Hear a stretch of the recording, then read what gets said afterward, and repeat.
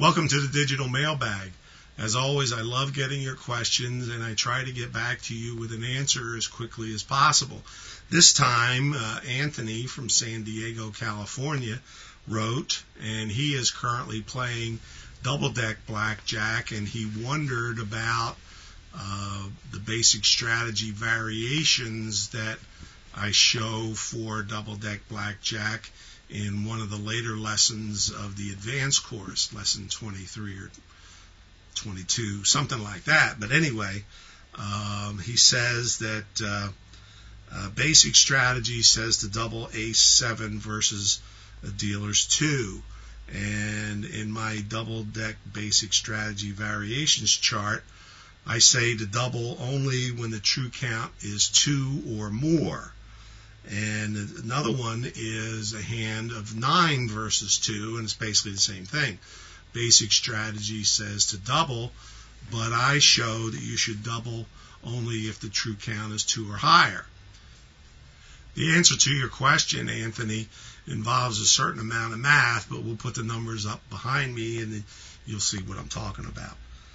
On a hand of ace-7 versus a dealer's 2, the expected value of standing is plus 11.888%, and the expected value for doubling is plus 11.948%.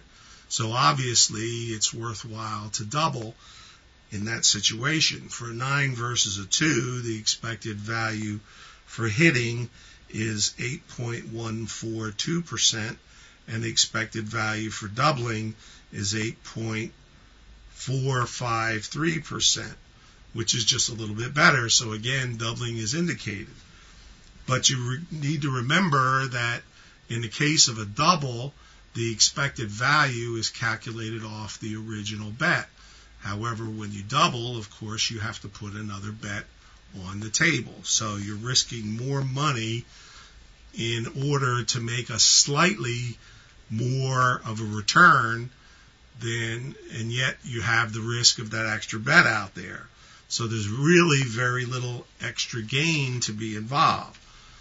Basic strategy assumes that you are going to make the correct mathematical play regardless of how much you bet. And that's fine insofar as it goes. But the reality is that you don't necessarily have all of the money in the world. And that's probably the case of most of us. So we use what's called risk-averse analysis to make some of these changes.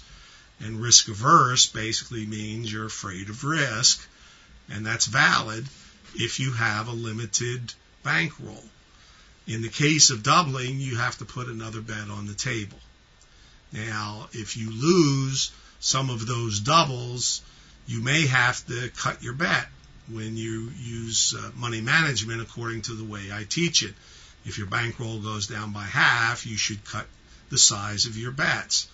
So risk-averse basic strategy variations takes that into account and basically says you need a better shot at winning that hand than just what you would get from playing basic strategy alone, which assumes essentially a count of 0.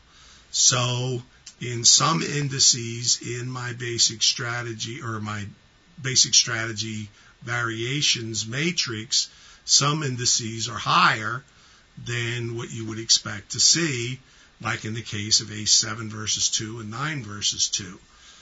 There's also some that are eliminated completely, like a lot of counting systems will say to double 10 against a dealer's up card of 10 at a true count of 4 or higher.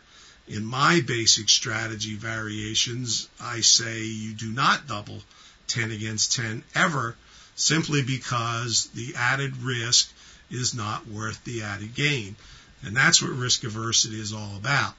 If you want to get more deeply into this, check out my article on risk-averse basic strategy variations that you'll find here on the site.